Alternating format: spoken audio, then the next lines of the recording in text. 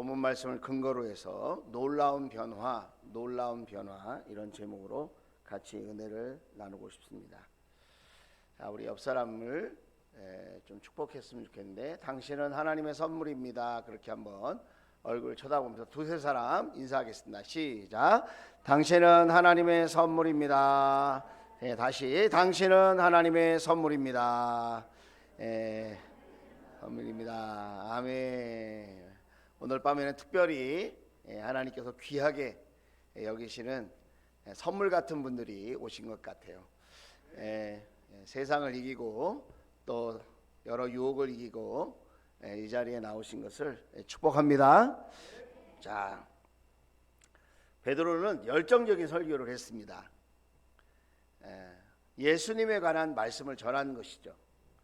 예수님의 십자가와 부활에 대해서 전한 것입니다. 우리는 그것을 복음이라고 얘기하죠. 예수님이 십자가에 왜 죽으셨는가, 그것에 대해서 분명하게 이야기합니다. 하나님의 복음을 전할 때 주저함이 없었습니다. 그 열정적인 설교 덕분에 사람들이 격렬한 반응을 합니다. 예수님을 죽인 것이 마음에 찔렸기 때문입니다. 그들은 이렇게 탄식합니다. 우리가 어떻게 하면 좋겠습니까? 영혼의 절규, 가슴 깊은 곳에서 던지는 거룩한 물음이었습니다. 사도들이 이야기합니다. 회개하십시오. 예수님을 구주로 영접하십시오. 그 말대로 그들은 회개했고 예수님을 영접했으며 그리고 그리스도인이 되었습니다. 이 사건으로 오늘 42절에 보니까 3,000명이 회개하여 침례를 받았다. 이런 기록을 우리가 성경에서 보게 되어집니다. 41절에 그의 말을 받아들인 사람들은 세례, 침례를 받았다. 이렇게 해서 그날의 신도의 수가 약 3,000명이나 늘어났다. 이게 한꺼번에 3,000명이 세례를 받았다고 하는 건지, 아니면 시간을 두고 이렇게 3,000명이 되었다고 하는 건지 분명하지 않지만, 중요한 것은 3,000명이 베드로의 설교를 듣고 회개하고 예수님을 영접해서 그리스도인이 되었다는 것입니다. 자, 그러면 예수를 믿으면 그리스도인이 되는 것입니다. 자, 그리스도인이 된다고 하는 것은 어떤 의미가 있을까? 그리스도인이 된다는 것은 변화를 경험하는 것입니다. 변화. 여러분 두 단어를 생각하시면 좋겠어요. 변화라고 하는 단어입니다. 두 번째는 성령 안에서 생각하게 된다는 것입니다. 그리스도인이 된다는 것은 변화를 경험한다는 것이고 성령님 안에서 생각하게 된다는 거예요. 이런 맥락에서 오늘 저녁에 수요 예배에 이렇게 예배하러 오신 여러분은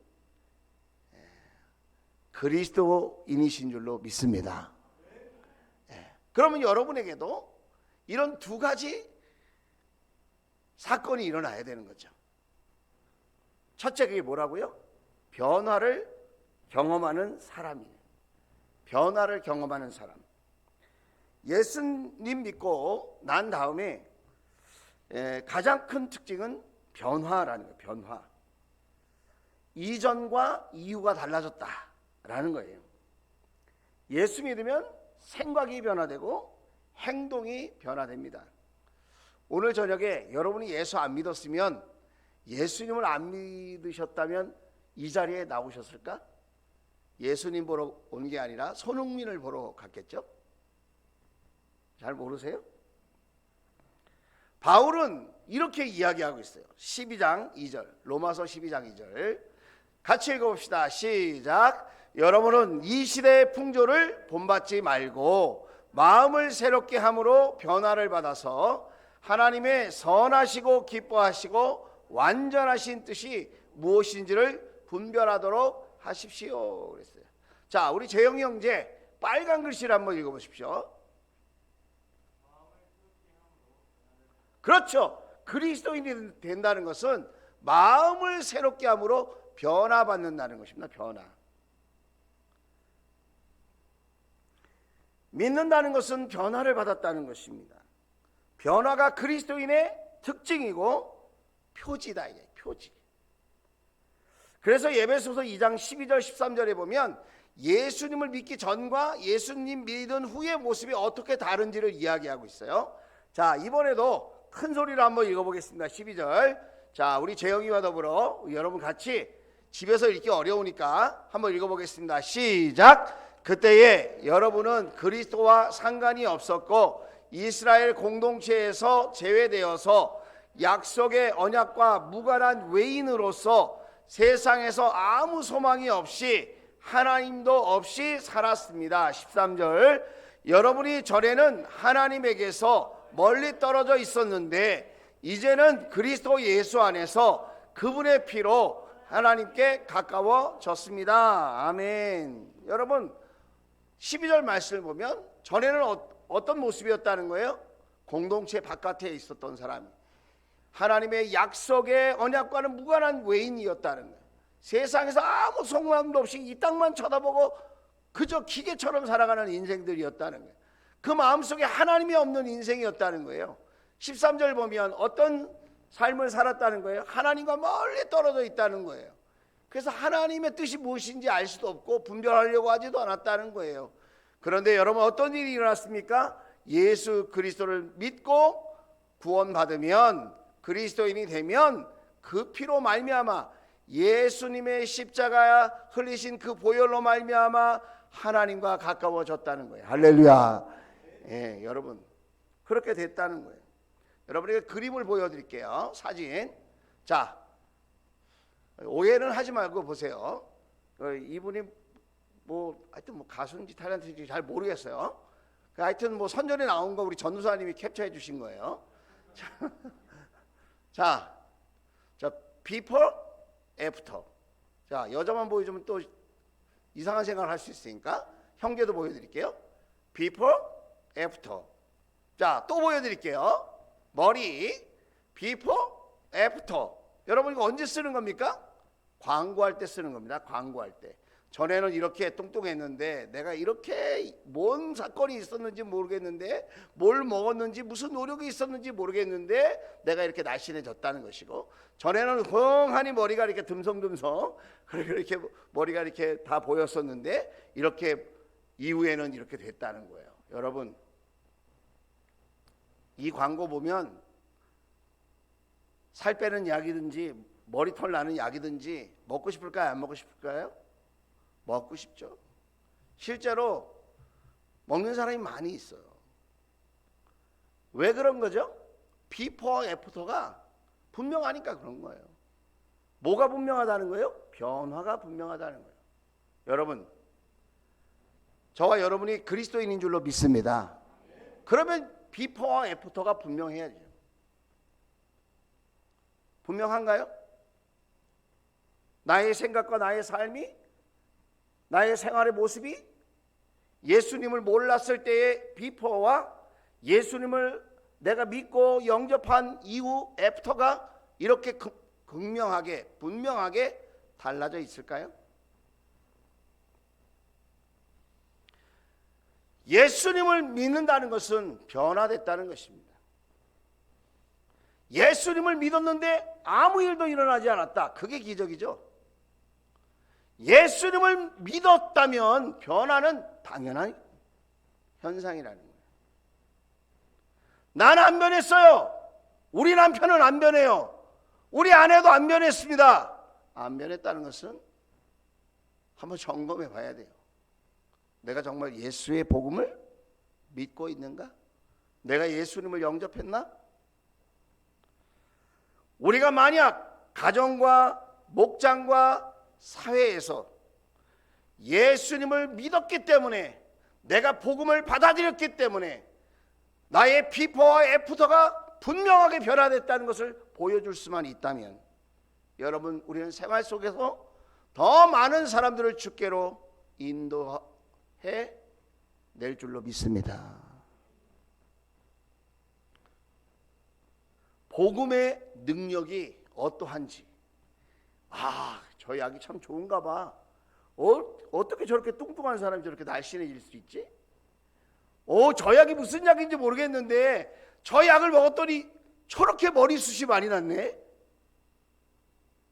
복음이 뭔지 모르겠지만, 예수란 사람이 뭔지 모르겠지만, 저 사람은 예수님 믿고 변화됐잖아. 저 사람은 예수님을 믿고 달라졌잖아. 저 사람은 예수 믿고 새로워졌잖아. 여러분, 보여줄 수 있다면 많은 VIP들이 주께로 돌아올 줄로 믿습니다. 하나님과 가까워질 줄로 믿습니다. 예수님의 복음이 있는 곳에 성령님의 역사가 있고, 성령님이 운행하시는 곳에 변화의 능력이 나타난다라는 것입니다. 이것이 영적인 원리이고 복음의 능력인 것이죠. 초대교회는 그런 능력이 있었는데 지금은 없다? 그러면 성경을 바꿔야죠. 이건 옛날 얘기고 지금은 해당 사항 없으니까, 여러분, 우리가 믿을 수 없는 책이 되고 마는 거죠. 초대교회에 일어났던 그 변화는 지금도 여전히 동일한 줄로 믿습니다. 할렐루야. 그런 의미에서 여러분, 내가 변화가 없다, 그러면 점검해 봐야 된다니까요. 그런 의미에서 교회 다니는 사람과 그리스도인이라는 말은 같은 의미의 말이 아니라는 거예요. 교회 오래 다니셨습니까? 잘하셨어요. 그런데 정말 그리스도인입니까? 그건 다른 의미라는 거예요. 내가 교회에서 직분을 받았어요. 그럼 교회에서 인정받았다는 거죠. 그런데 정말 그리스도인이라고 하나님께도 인정받았냐 이 말이에요. 불신자들에게도 인정받았냐 이거예요. 여러분의 이웃들은 여러분이 예수님을 믿고 변화된 사람이라고 하는 것을 인정하고 칭찬하고 있는지, 그것을 기억해야 된다는 것입니다. 변화되지 않는 교인은 종교인으로 살아가는 것뿐이지 진정한 그리스도인이 아니라는 것입니다. 그런 의미에서 우리가 기억해야 될 것이 있어요. 그것은 무엇이냐? 변화는 누가 경험하는가 하는 것이에요. 우리도 다 변하고 싶지 않아요? 변화는 누가 일으키는 것입니까? 내가? 옆 사람이? 우리 남편이? 아내가? 우리 목자가? 임구랑 목사가? 아니요, 여러분. 변화는 누가 일으키는 것입니까? 하나님이 하신다. 하나님이. 한번 따라서 하겠습니다. 변화는 하나님이 시키신다.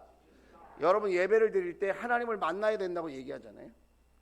이 시간에 여러분이 여기 앉아서 축구를 생각한다거나 집에 있는 자식을 생각한다거나 빨리 배고픈데 밥을 먹어야 된다고 생각한다거나 여러분의 생각과 마음이 다른 곳에 있다면 너무나도 안타까운 거죠. 이왕 오셨으니 하나님께 집중할 수 있기를 주의 이름으로 축복합니다. 변화는 하나님이 일으키는 거예요.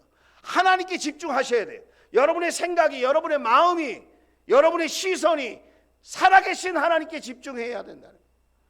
그렇게 하나님을 향하여 있을 때 여러분, 하나님께서 여러분을 만나주시고 저와 여러분을 고쳐주시고 새롭게 하시고 비포와 애프터를 분명하게 구별할 수 있게 도와주신다. 할렐루야.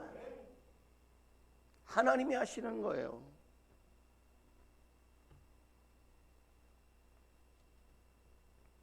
우리는 사람을 생각할 때가 많아요. 야, 오늘 목사님이 뭔가 이게 은혜로운 말씀을 전하는 것 같은데 하필이면 걔가 안 왔네. 걔가 그 사람이 안 왔네. 우리 목원이 안 왔네. 아니, 그 목자가 안 왔네. 그 목녀가 안 왔네. 우리는 그런 생각을 해요. 여러분, 사랑하는 마음은 알겠는데 예배할 때는 잊어주세요. 예배할 때는 누구만 생각해야 된다고요? 하나님만 생각해요. 하나님이 주도적으로 변화를 일으키신다 이거예요. 내가 변한 걸 보여주면 돼. 이 시간에 안 온 거를 안타까워하지 말자 이 말이에요. 내가 가서 오늘 예배드리고 변화되고 생각이, 말이, 삶이 조금이라도 변화된 것을 가정에서, 여러분 목장에서, 일터에서 보여주면 되는 거예요. 어제 수요 예배 무슨 일이 있었는데 당신 그렇게 변화됐어. 얼굴이 달라지고 말이 달라지고 행동이 달라지고 할렐루야. 기도가 달라지고 믿음이 달라지고 할렐루야. 이게 달라져요. 우리는 환경과 사람을 보고 빨리 판단해. 빨리 어떻게 판단하냐면 이게 될 일이다 안 될 일이다, 될 사람이다 안 될 사람이다, 이런 거 금방 알아요. 우리가 이건 내가 할 일이다 못할 일이다 이렇게 딱 생각이 된단 말이에요. 그냥 우리 자신을 한번 보세요. 나 자신을 보면 선한 게 많지 않아요. 선한 게 있긴 있는데 많지 않다는 거예요.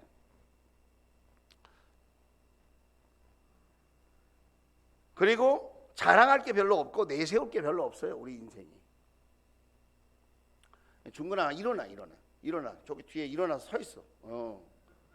그래 피곤하지? 아니면 유아실에 자라 그냥.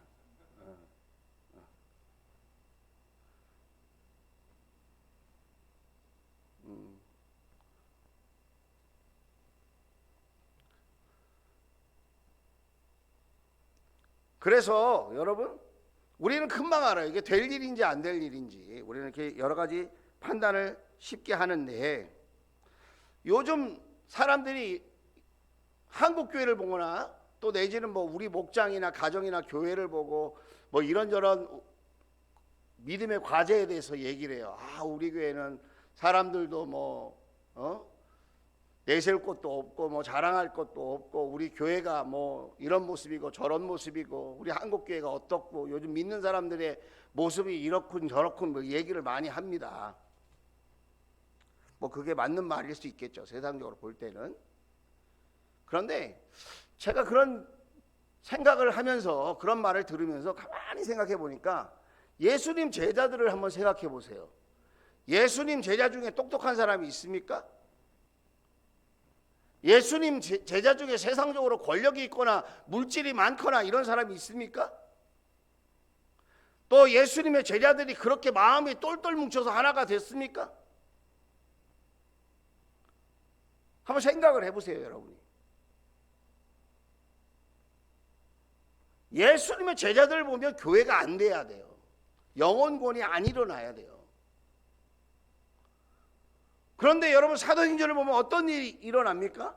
하나님이 하시고 성령님이 역사하시니까 여러분 교회가 인간적인 판단으로 보면 세워지지 말아야 되는데 세워지고, 영혼권이 잘 일어나지 않아야 하는데 영혼권이 일어난다 이 말이에요. 누가 하시는 일이기 때문에 그래요? 하나님이 하시는 일이기 때문에 그래요. 여러분이 교회를 다니면서도 사람만 쳐다보면 인간적인 계산만 하는 사람이 된다 이거예요. 저도 마찬가지예요. 사람을 보고 세상을 볼 때 만족함이 없고 소망도 없어요. 우리가 연약하고 부족하지만 하나님이 일하시면, 성령님이 역사하시면 병든 자도 치료받고 앉은 배기도 일어나고 장님도 눈을 뜨고 귀신도 쫓겨나가고 여러분 어두운 마음도 밝아지고, 안 될 것 같은데 되고 부족할 것 같은데 넉넉하게 되어진다. 할렐루야. 누가 하시기 때문에? 사람이 하는 게 아니라니까요. 하나님이 하시는 거예요. 만약 하나님이 안 계신다면 교회가 아닌 거죠.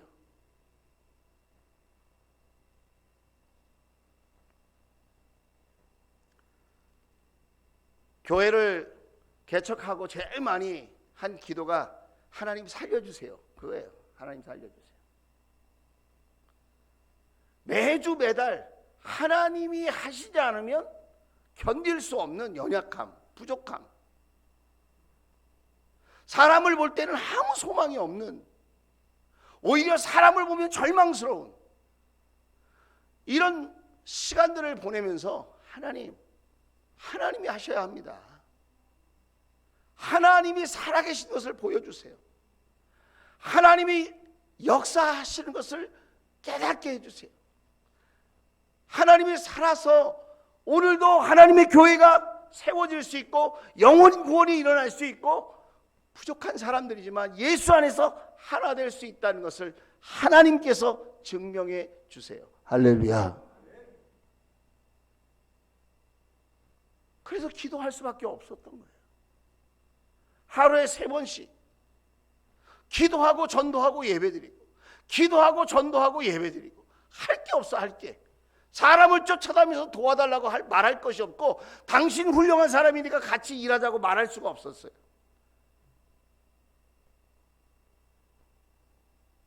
하나님이 희망이고, 하나님이 소망이고, 하나님이 능력이고, 하나님이 변화의 주권자다. 할렐루야. 여러분 가정은 어떠세요? 여러분이 막 열심히 일하면 될 것 같아요? 여러분의 가정이? 지금보다 다 막 아침 일찍부터 저녁까지 늦게까지 다 애쓰고 수고하고 막 그렇게 최선을 다해서 직장 생활하고 막 사회생활하고 막 그러면 여러분 변화가 일어날 것 같습니까? 변화가 여러분에게 달린 것 같습니까?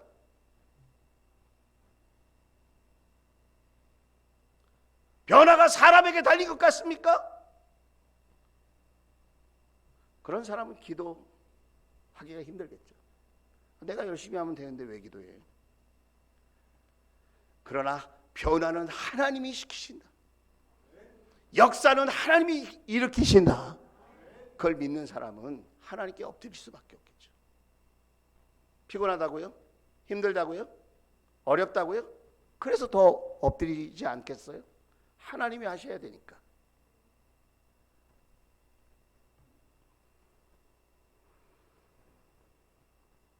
옛날 같지 않아. 소망이 없어. 그건 하나님을 빼고 생각하는 사람들이 하는 말이에요. 여러분 될 수 있습니다. 여러분도 할 수 있습니다. 여러분이 축복의 주인공이 되실 수 있습니다. 여러분이 기적의 사람입니다. 여러분을 통하여 하나님의 부흥은 옵니다. 하나님이 여러분을 붙드시면 되는 거예요. 내가 나를 붙들면 안 되고, 내가 세상을 붙들면 안 되지만, 하나님이 저와 여러분을 붙드시면 되는 줄로 믿습니다.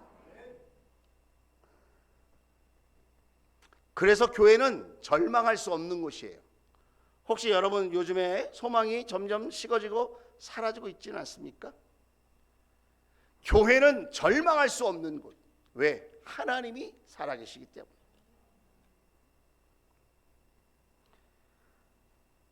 하나님이 도와주시고 지금도 하나님이 붙드시고 계시기 때문에 여러분, 변화하는 그리스도인은 날마다 세워지게 될 줄로 믿습니다. 36절 37절에 보면 이런 이야기를 합니다. 그러므로 이스라엘 온 집안을 확실히 알아두십시오. 하나님께서는 여러분이 십자가에 못 박은 이 예수를 주님과 그리스도가 되게 하셨습니다. 예수를 뭐가 되게 하셨다고요? 주님과 그리스도가 되게 하셨다는 거예요. 예수를 주인님의 약자가 주님이에요. 예수를 저와 여러분의 인생의 주인이 되게 하시고 그리스도 구원자가 되게 하셨다는 거예요. 여러분 믿으십니까? 그래서 37절 이러한 탄식이 나오는 거예요. 마음이 찔려서. 말씀을 들었어요. 마음이 찔렸어요. 저는 이 시간 저와 여러분의 마음이 찔리기를 주의 이름으로 축복합니다. 난 찔리기 싫어. 아무 일도 안 일어납니다. 찔려야 일이 일어납니다. 찔려야 부흥이 일어납니다. 찔려야 회개가 일어납니다. 찔려야 성장합니다. 찔려야 축복받습니다. 형제들이여, 우리가 어떻게 하면 좋겠습니까? 우리가 앞으로 어떻게 살면 되겠습니까? 내가 앞으로 어떻게 하나님 앞에 나아가면 되겠습니까? 여러분, 지금 이 모습 그대로 이렇게 살면 괜찮을까요? 이렇게 믿으면 될까요? 이 정도의 믿음이면 우리 하나님께서 잘했다 칭찬하실까요? 그동안 나 많이 했어. 그걸로 안심하실 것입니까? 우리가 어떻게 하면 좋겠습니까? 오늘 변화의 시작은 무엇입니까? 그것은 하나님의 말씀을 자신에게 적용하는 것입니다.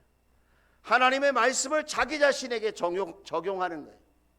성령님이 역사하시면 하나님의 말씀을 자기 자신에게 적용하게 되는 거예요. 아, 이게 나에게 주시는 말씀이구나.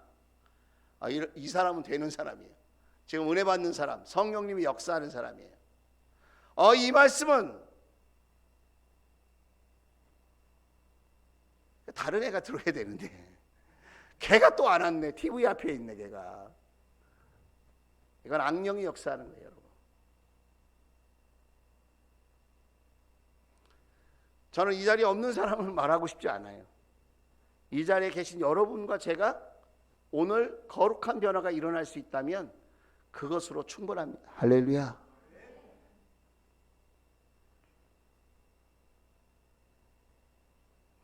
하나님의 말씀이 적용되는 것입니다. 나의 삶에 연결되는 것입니다.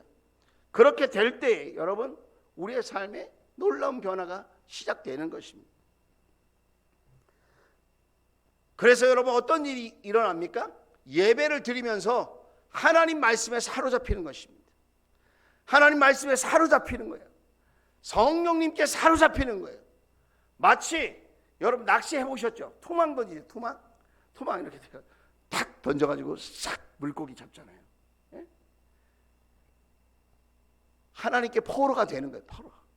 이 시간에 말씀의 그물에 여러분이 푹 잡히기를 바라요.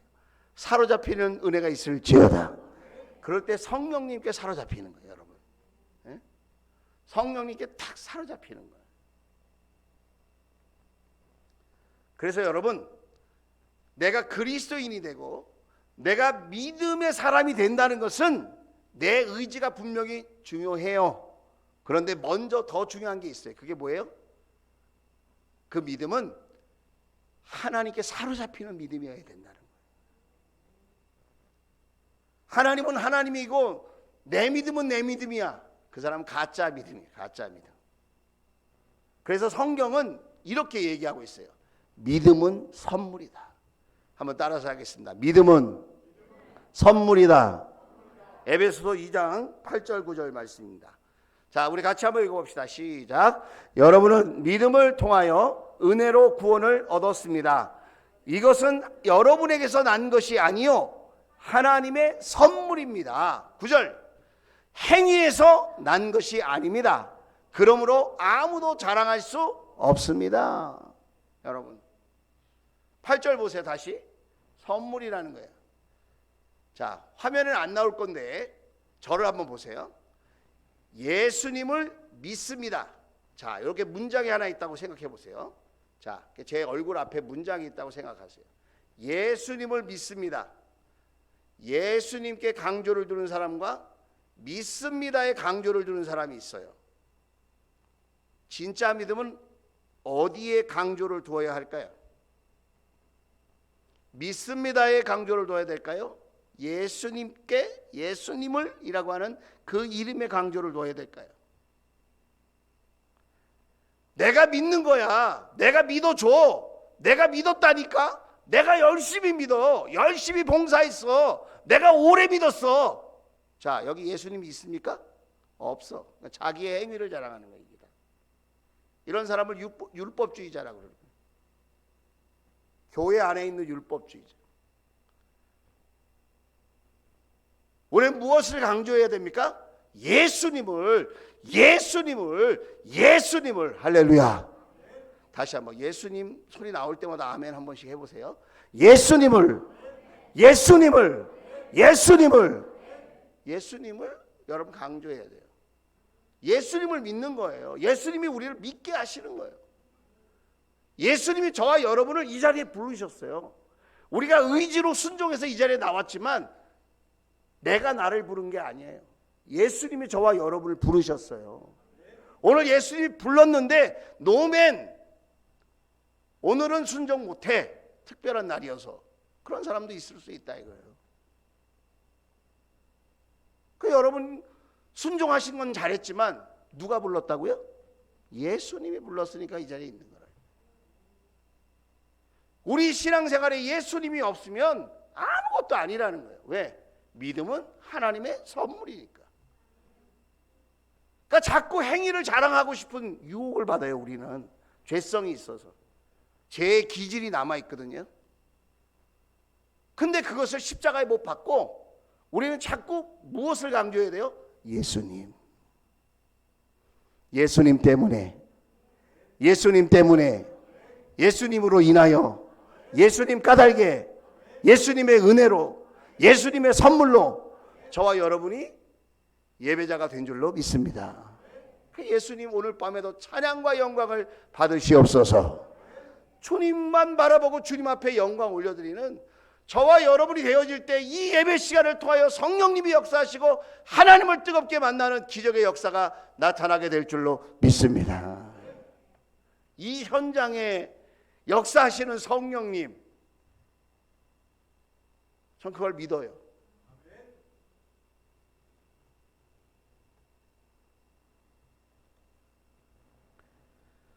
오늘 하나님의 선물이 더 놀랍게 저와 여러분에게 경험될 수 있기를 주의 이름으로 축복합니다. 자, 마지막 두 번째로 생각하는 사람이라는 것. 그리스도인이라는 것은 생각하는 사람이라는 것. 생각하는 사람. 예수님을 믿으면 사람들이 이런 오해를 해요. 생각이 없어진다. 그래서 옛날에는 교회를 다니면 이런 말을 많이 했어요. 그냥 믿어. 덮어놓고 믿어. 그냥 막 믿어. 그냥 막 믿는 거야. 그런 이야기를 했어요. 그런 이야기를 했기 때문에 이단들이 많이 생겼다는 걸 아십니까? 덮어놓고 막 믿다 보니까 방신자가 생기고 맹목적인 사람들이 생기는 거예요. 무엇이 진리인지, 무엇이 주님의 말씀인지, 무엇이 주님께로 가는 길인지, 무엇이 정말 천국 가는 길인지 이런 거 생각을 안 하고 덮어놓고 막 믿는 거예요. 막 믿는다고 하는 거예요. 궁중심리에 막 이끌려가지고 뭔가 이렇게 좀 웅장해 보이고 사람이 많이 보이고 건물이 커 보이고 그러면 막 거기 가는 거예요. 여러분, 이단들이 더 부자인 거 아시죠?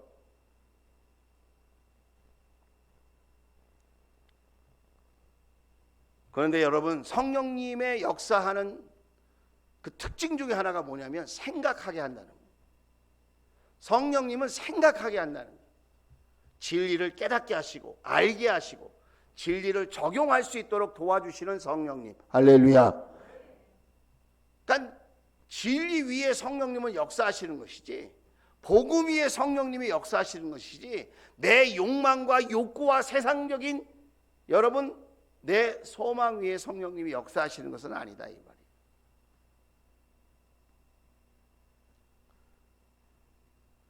그래서 성령님이 역사하실 때는 고민에 빠져요. 고민에 빠져. 여러분 그런 적 있으세요?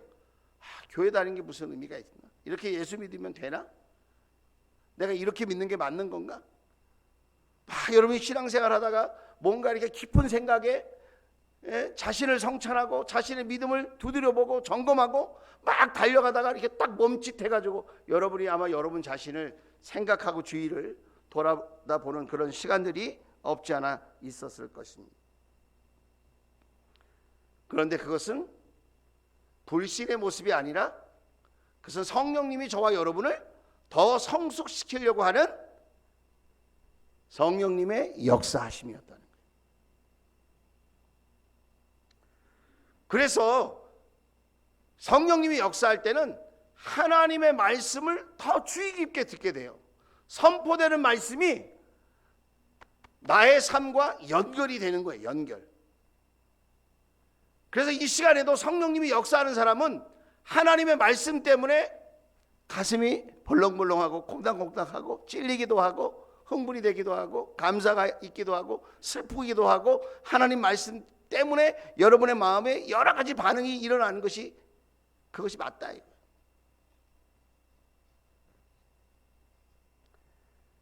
하나님의 말씀이 여러분의 생각과 여러분의 마음과 연결되는 시간이 될 수 있기를 주의 이름으로 축원을 드립니다. 그래서 성령님이 마음을 막 움직이시는 거예요. 그러니까 이스라엘 백성들도 베드로가 설교할 때에 성령님이 역사하시니까 그 말씀이 마음속에 역사하시는 거예요. 그러니까 어떻게 하면 좋겠습니까? 이런 탄식이 나왔다는 것입니다. 그래서 이 선포된 말씀이 이렇게 내 마음속에 연결돼서 역사하는 사람은 오늘 말씀을 근거로 해서 예를 들면 이런 거예요. 아, 그렇지. 내가 변화되지 않았구나. 나는 왜 이 정도밖에 변화되지 않았을까? 나는 예수 믿는데 왜 맨날 아플까? 나는 예수 믿는데 왜 맨날 이렇게 마음이 슬프고 힘들까? 나는 예수 믿는데 왜 이렇게 복이 더디 올까? 나는 예수 믿는데 왜 이렇게 기도가 안 될까? 나는 예수 믿는데 왜 이렇게 자꾸 시기하고 질투하는 마음이 있을까? 나는 왜 화가 이렇게 잘 날까? 아, 내가 복음과의 만남이 없었구나. 내가 예수님을 잘 모르는구나. 아, 나를 어떻게 하면 되지? 어떻게 하면 되지? 나의 미래는 정말 예수 안에서 좋은 일이 있게 될까? 이런 여러분 말씀 때문에 이런 생각들이, 이런 고민들이 생겨나야 된다. 그래야 오늘 저녁에 기도할 때 진짜 기도를 하게 되는 거예요. 근데 악한 영이 역사하는 사람은 어떤지 아세요? 관심이 없어요. 말씀을 듣지만 통과, 고속기차. 당신은 열심히 얘기하십시오. 나는 평안합니다. 그게 평안한 게 아니죠. 속고 있는 거죠. 근본적인 문제를 고민하게 한다는 거예요. 오늘 저와 여러분이 성령 안에서 자신의 내면을 바라보고 진지하게 깊이 여러분 생각하는 그런 사람들이 될 수 있기를 주의 이름으로 축원을 드립니다. 생각의 변화가 있을지어다. 자, 우리가 속고 있는 그것 중에 하나가 열심이라니까. 열심히 하는 사람. 여러분도 잘 속아요. 열심히 교회 다니는 사람 때문에. 열심히 봉사하는 사람 때문에 속아요. 열심히. 그런데 여러분, 열심이라는 것이 중요한데 열심에는 반드시 다른 요소가 결합되어야 돼요.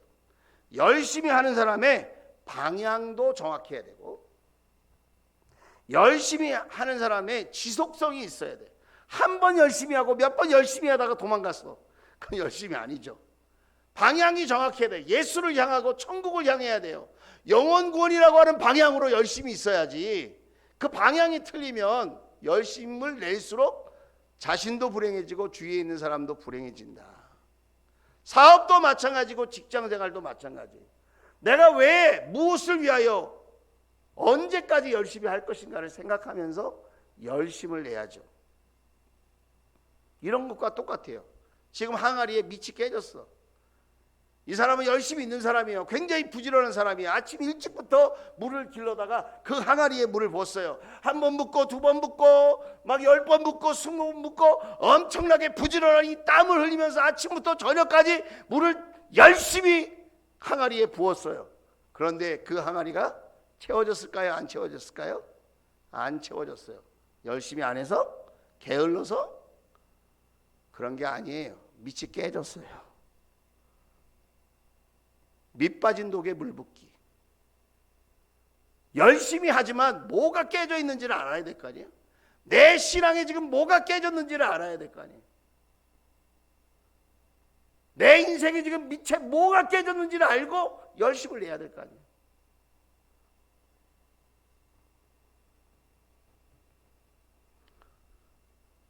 밑 빠진 독에 물을 열심히 부으면 열심을 낼수록 더 열받아. 열심을 낼수록 더 빨리 망해. 사업도 마찬가지예요, 여러분. 가정도 마찬가지고 교회도 마찬가지예요.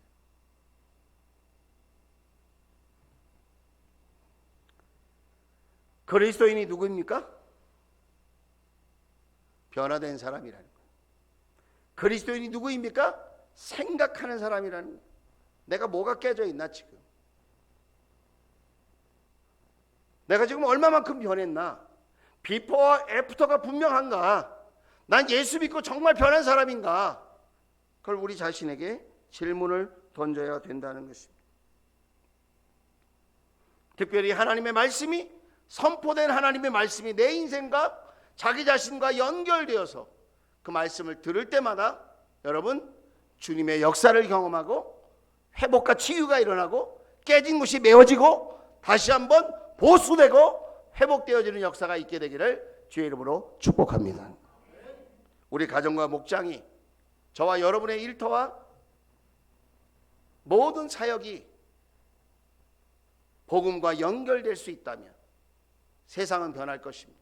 우리 가정도 목장도 변할 것입니다. 우리 교회도 변화가 일어날 것입니다. 하나님의 놀라운 축복을 함께 누리고 간증하는 저와 여러분 될 수 있기를 주의 이름으로 축복합니다. 자, 우리 나의 등 뒤에서 함께 찬양하시겠습니다.